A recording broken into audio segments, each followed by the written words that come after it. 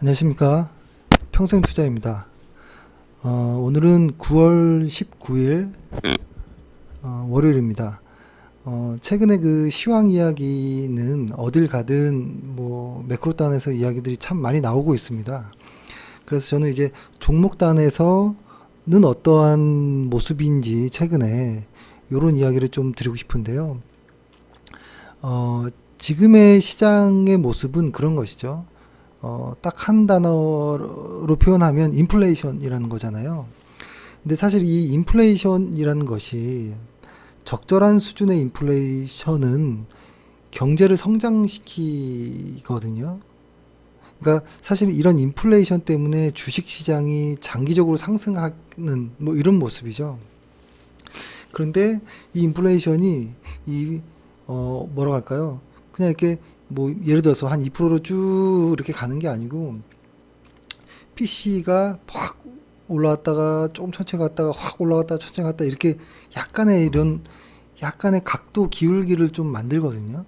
근데 요럴 때 보통 시장에서 이제 디플레, 디스인플레, 뭐 주식 시장의 어떤 침체 이런 이야기도 가끔 나오긴 합니다. 근데 지금 같은 경우에는 이런 것이죠.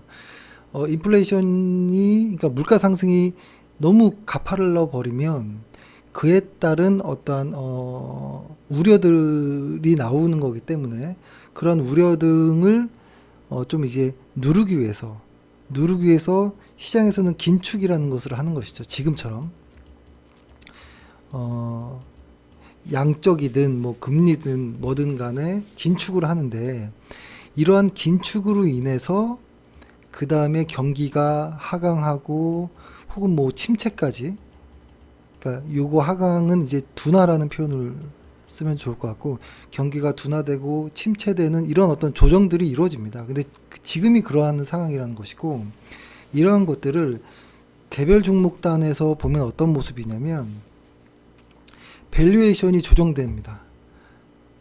밸류에이션이 조정되는데 이 밸류에이션 조정이 오늘 그 리포트에 잘 나와 있길래 하나 보여드리면 이런 모습입니다. 보면 먼저 S&P로 한번 봐볼게요. 먼저 PER이 조정이 나오고요. 그 다음에 EPS가 그 다음에 조정이 나옵니다. 코스피도 마찬가지예요. PER이 이렇게 빠지고 EPS도 그 다음에 이제 뒤늦게 이렇게 순서가 있다라는 것이죠. PER의 조정이 선행되고 이후에 EPS 전망들이 이제 하향되는 이런 모습인데 이게 지금 이렇게 보면은 S&P 500이 보면 이 고점 대비해서 현재 정도면 한 3%뭐 4%뭐 이렇게 하락했어요. 나스닥이 한 20, 약 한 30% 빠지는 동안에 밸류 조정이 조금 더 많이, 그러니까 PER의 조정이 조금 더 많게 내려왔죠. 조금 더 과하게. 그리고 코스피 같은 경우에는 이 고점에서 지금 현재로 보면 한 28% 정도 조정이 있었거든요. PER의 조정이. 지금 코스피도 한 28%, 고점 대비 28% 하락한 거의 비슷한 상황이죠. 그러니까 나스닥이 조금 더 시장보다 PER이 좀 많이 반영한. 왜 그러냐면 아직 이 EPS가 덜 꺾였기 때문에 그렇습니다. 이것도 아마 조정되면서 뭐 이렇게 맞춰질 거라고 보는데요. 근데 여기에서 중요한 거는 뭐 과거에도 그랬지만 이런 어떤 인플레이션이 쫙 이렇게 올라갈 때, 인플레이션의 어떤 고점과 이 고점, 지금이 그런 고점 아니냐 이런 모습이 나오는데 이 고점 다음에 한 적어도 한 4, 5개월 정도 의 어떤 밸류 조정 기간을 거치고 바닥이 나오는 경우들이 많았거든요. 그리고 그 언저리 때 금리 역시도 이제 전환되는 금리도 어떤 일정한 방향성에서 주가가 전환되는 이런 모습들이 나왔거든요. 그래서 그 지난주에 방송했던 거를 보셨으면 아실 텐데 OECD 선행지수로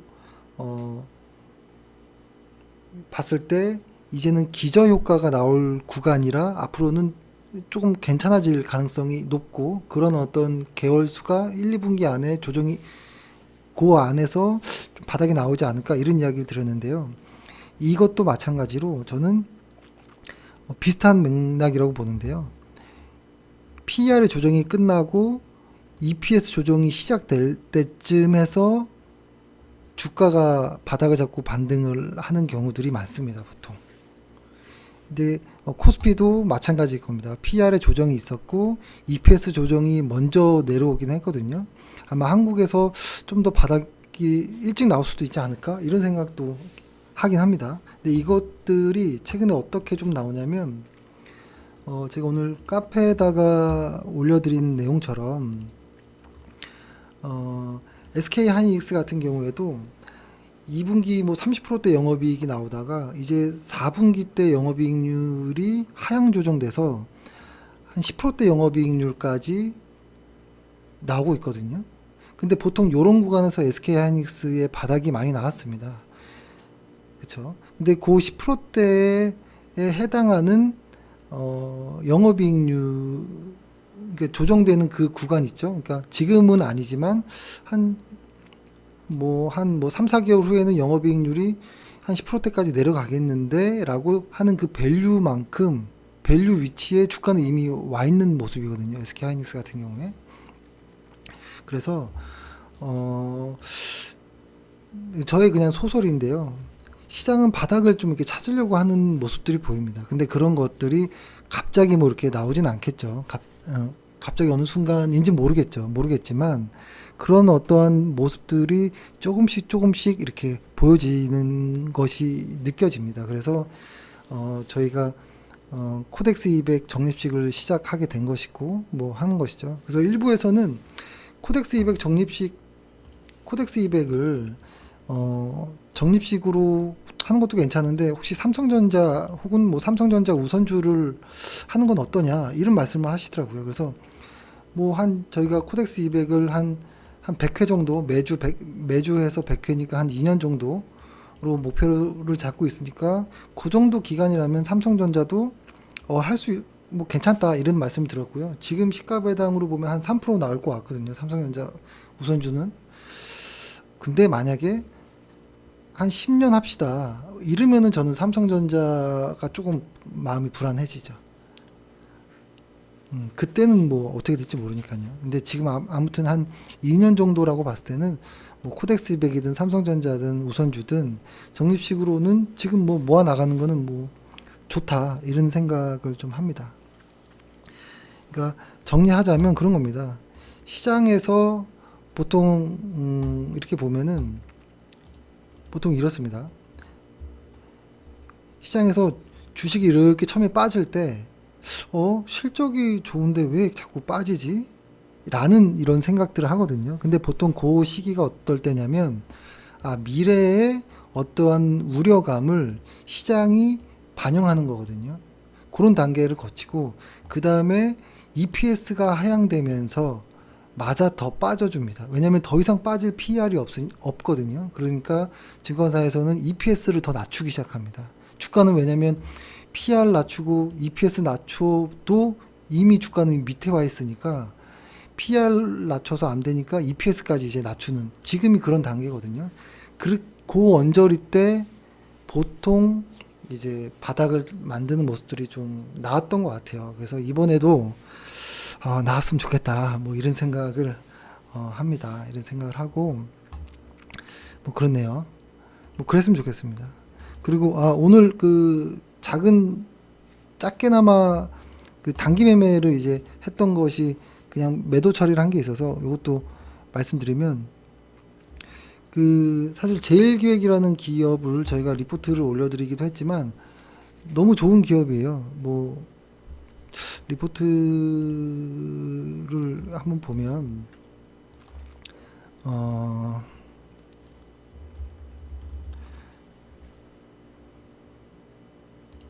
리포트를 보면은 여기 이렇게 쭉 뭐 다양하게 좀 글이 나왔는데요. 글을 좀 썼는데 사실 핵심은 뭐냐면 지금처럼 이 제일기획이 그나마 좀 덜 이렇게 흔들렸던 거는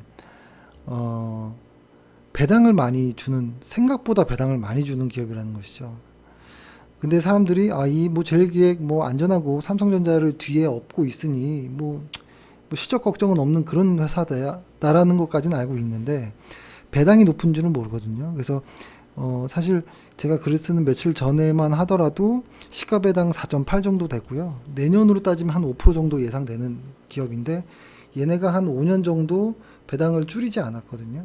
아마 올해 내년도 그럴 가능성이 높습니다. 그래서 이런 관점에서 완전히 뭐 엄청난 성장주다 이런 관점에서 매수를 좋은 회사라고 분류했던 건 아니고 제 관심 종목 란에는 배당주로서 들어가 있는 종목이었습니다. 근데 이런 좋은 회사를 뭐 크게 매도하면 좋지만 사실 이렇게 매크로 이슈가 어수선할 때는 이런 실적주라든지 좋은 회사들이 잘 안 움직이잖아요. 그래서 그럴 때는 뭐 짧게라도 뭐 단기 매매를 뭐 좀 해보자 이런 관점에서 지난주에 매수를 했고 오늘 아주 살짝 올라서 그냥 가볍게 뭐 매도를 이렇게 진행을 하게 되었습니다. 뭐 이 회사가 나빠서 미리 매도하고 이런 건 아닙니다. 그러니까 단기 매매라는 게 그런 거잖아요. 이 거래 영업일 전과 이틀 이 거래일이 지난 오늘이 달라진 건 전혀 없거든요. 전혀 없습니다. 그리고 내일 더 올라가도 아무렇지도 않고 내일 빠져도 뭐 아무렇지도 않습니다. 지금 매크로 상황에선. 그러나 단기 매매 관점에서 아주 작은 수익이 났을 때 그냥 나오는 정도로 뭐 생각한 것이죠. 그러니까 사실 그 최근에 저희가 단기 매매를 중장기 종목에 무언가를 최근에는 뭐 할 게 없잖아요. 시장이 이렇게 안 좋다 보니까. 그래서 단기 매매를 좀 이것저것 많이 해봤거든요. 해보는데 회원분들이 좀 걱정하시는 분들도 있어요. 이제 너희들 컨셉이 달라지는 것이냐? 근데 전혀 그렇지 않고요. 저희 같은 경우에는 그때 말씀드렸던 것처럼 이게 코스피가 기업이라고 하면 좋은 기업이 아주 쌀 때 뭐 한 3차 정도 매수를 하고 이 언저리 때 뭐 한 3번 나눠서 매도하자 이런 어떤 주의죠. 뭐 매수하고 뭐 매도하자 뭐 이런 주의인데 여기서 이만큼까지 가는 동안에 아주 뭐 조금씩이라도 단기 매매를 해서 뭐 유동성을 좀 높이자 혹은 단기 매매를 했는데 물리면 어차피 보유한 종목이니까 냅두면 되는 거고 그렇죠. 그래서 좀 마음 편하게 그냥 하는 것이니까 좋게 봐주시면 좋겠고요. 근데 반대로 굉장히 긍정적으로 좋아해 주시는 분이 많이 있습니다. 그런 분도 많은데 뭐 아무튼 좀 불편해 하시는 분들이 좀 계셔서 말씀을 드린 겁니다. 오늘 이렇게 하고요. 시황 이야기는 뭐 딱히 뭐 없습니다. 오늘 코스피가 분명히 하락은 했지만 생각보다 하락은 컸지만 그렇게 뭔가 좀 이렇게 무서운 하락의 모습은 아니었거든요. 그리고 RSI로 제가 최근에 뭐 이야기를 많이 말씀드렸는데 RSI로 보면 이 어떤 과매수 영역과 과매도 영역이 이렇게 있잖아요. 70과 30 구간 안에서 RSI가 이렇게 움직일 거잖아요. 이렇게 움직이는데 이런 어떤 극단의 어떤 모습들에서 변곡점이 만들어지긴 하는데요. 그런 변곡점에 도달했을 때 좀 특징들도 간혹 나옵니다.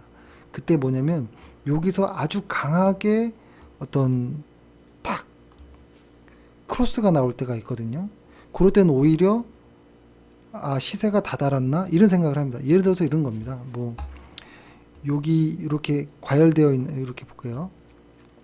이렇게 코스피가 쫙 올라가는 이 마지막 이 과열의 모습에서 RSI가 강한 과열을 보이잖아요. 요때 가장 많이 이제 속이는 사람들이 많이 속는 모습들이 이런 겁니다. RSI가 이 과열 안에서도 다시 한번 또 매수의 어떤 시그널들이 이렇게 종종 나올 때가 있거든요. 그때가 보통 오히려 고점이 다다랐구나 라고 이제 보통 판단을 하죠. 뭐 과거에도 보면 뭐 이렇게 고점이었을 때를 한번 봐볼까요? 그때도 보면은 여기도 나와 있네요. 보면은 RSI가 아주 과열의 구간에서도 이렇게 무섭게 이런 신호들이 나올 때는 이건 좀 조심해야겠다 이런 생각을 합니다. 예. 근데 이거를 역으로 뒤집었을 때도 이런 모습들이 좀 나오긴 합니다. 역으로 뒤집었을 때도. 그래서 그런 것들을 좀 이렇게 뭐 바닥도 한번 봐볼까요? 바닥에서도 이렇게 보면은 여기가 이렇게 보면 이미 과매도 구간에 진입하고 한참 고점 대비 엄청나게 하락했을 때도 이렇게 나올 때가 있거든요. 그러면 그 이후에 분명히 출렁임은 있습니다. 있지만 거의 바닥이 다 와가나 이런 생각이 좀 듭니다. 어떻게 보면 좀 역설적이긴 한 거죠. 그러니까 뭐라고 할까요? 이 시세가 쫙 올라갈 때 여기서 마지막 클라이막스 불꽃을 표현하는 모습이 나고, 하락의 클라이막스 때 어떤 과매도 구간에 들어섰을 때의 어떤 클라이막스가 RSI에서도 조금 보여질 때가 있더라. 뭐 이런 이야기입니다. 뭐 이런 거고요. 뭐 이건 근데 이런 기술적 지표들은 예전에도 말씀드렸지만 귀에 걸면 귀걸이고 뭐 코에 걸면 코걸이고 막 그렇습니다. 그리고 이런 어떤 모멘텀 지표들은 우상향할 때 사용해야지 우하향할 때 막 어지를 맞춰서 끼우면 잘 안 맞습니다. 지금은 시장이 우하향하니까 아마 이런 보조 지표들도 역시 잘 안 맞을 겁니다. 그래서 그냥 그랬구나 뭐 정도로만 봐주시면 좋을 것 같습니다. 예, 오늘 일단 방송은 이렇게 해서 마치도록 하겠습니다. 감사합니다.